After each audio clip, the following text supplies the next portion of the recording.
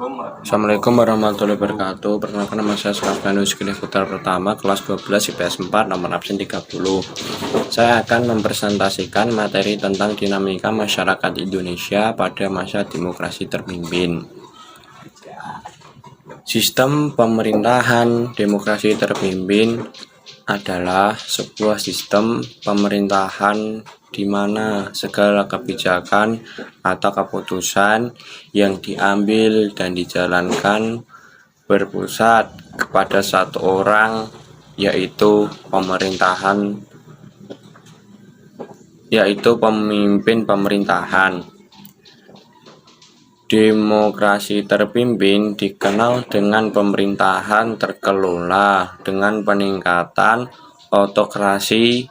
Dalam artian lain, negara yang menganut sistem demokrasi terpimpin adalah di bawah pemerintahan penguasaan tunggal. Indonesia era demokrasi terpimpin adalah sebuah periode dalam sejarah peradaban Indonesia modern. Praktik secara resmi demokrasi terpimpin berlangsung di Indonesia dari tanggal 5 Juli 1959 hingga 11 Maret 1966.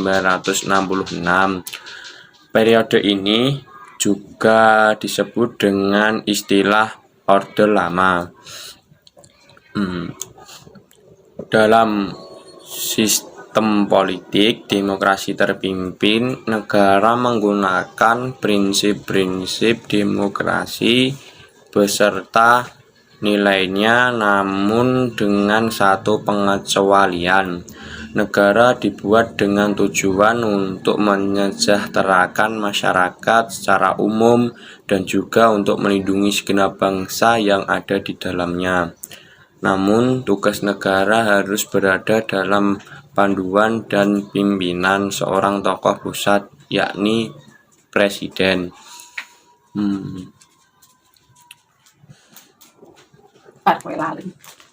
Ciri yang paling khas dari konsep demokrasi terpimpin adalah kehadiran peran dan campur tangan presiden selaku pemimpin tertinggi demokrasi dan revolusi. Terdapat lembaga tinggi negara yang ada saat periode Indonesia era demokrasi terpimpin, yaitu Dewan Perwakilan Rakyat Gotong Royong, Majelis Permusyawaratan Rakyat Sementara, dan Dewan Pertimbangan Agung Sementara. Tujuan dari sistem demokrasi terpimpin diantaranya adalah 1. Untuk mengganti demokrasi liberal yang dianggap tidak stabil untuk negara Indonesia. 2. Untuk meningkatkan kekuasaan presiden pada masa itu, yang awalnya hanya sebatas kepala negara menjadi pemegang kekuasaan tertinggi.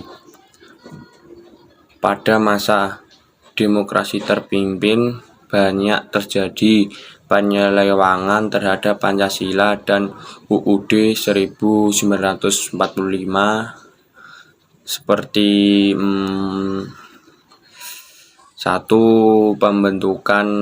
Pembentukan nasionalis, agama, dan komunis, atau istilahnya bisa disebut Nasakom. 2. TAP MPRS nomor 3 MPRS 1963 tentang pengangkatan Soekarno sebagai presiden seumur hidup. 3. Pembubaran DPR hasil pemilu oleh presiden. 4. Pengangkatan Ketua DPR Gotong Royong atau MPRS menjadi Menteri Negara oleh Presiden. 5. GBHN yang bersumber pada pidato Presiden tanggal 17 Agustus 1959 yang berjudul Penemuan Kembali Revolusi Kita, ditetapkan oleh DPA bukan MPRS. Demokrasi terpimpin merupakan gagasan pembaruan kehidupan politik, sosial, dan ekonomi. Gagasan ini juga dikenal sebagai konsep Presiden 1957. Ada dua pokok pemikiran dalam konsepsi tersebut, yaitu sebagai berikut. 1.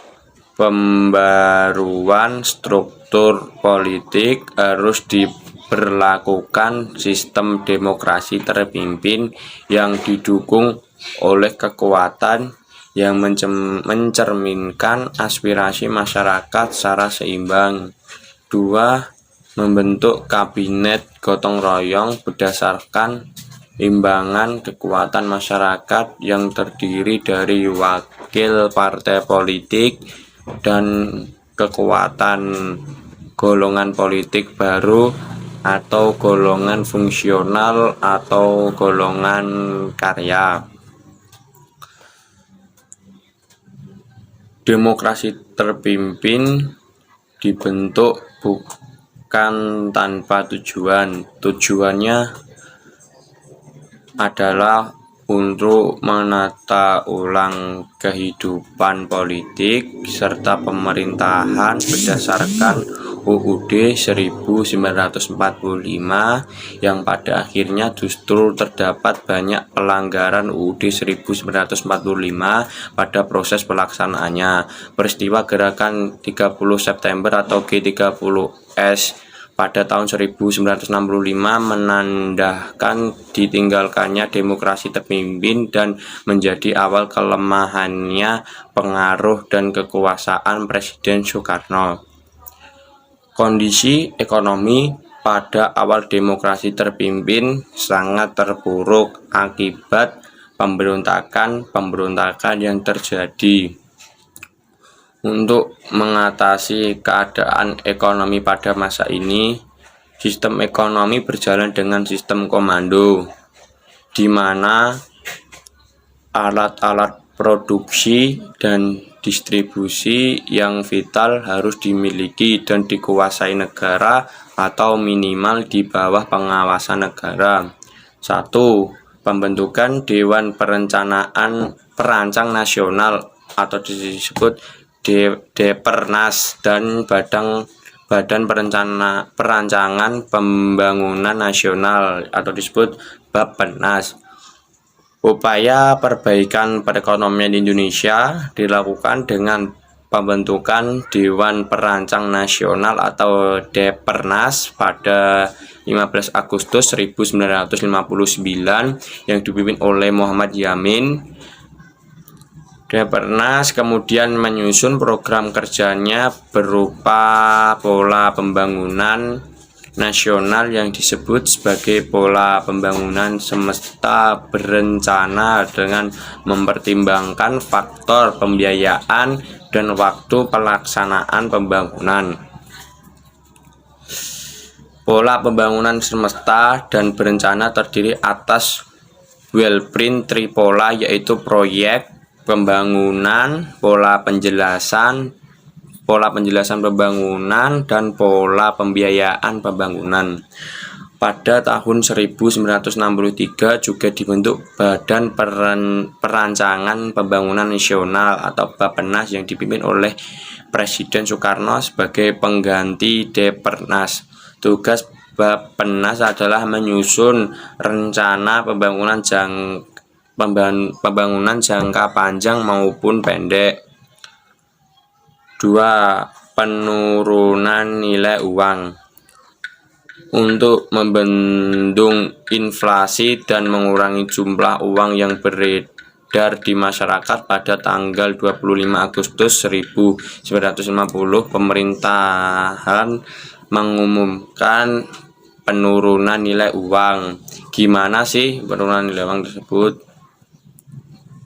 Sebagai contoh, untuk uang kertas pecahan 500 nilainya akan berubah menjadi 50, begitu seterusnya.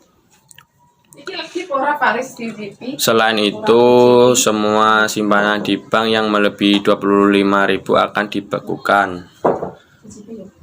3. Melaksanakan deklarasi ekonomi atau DEKOM.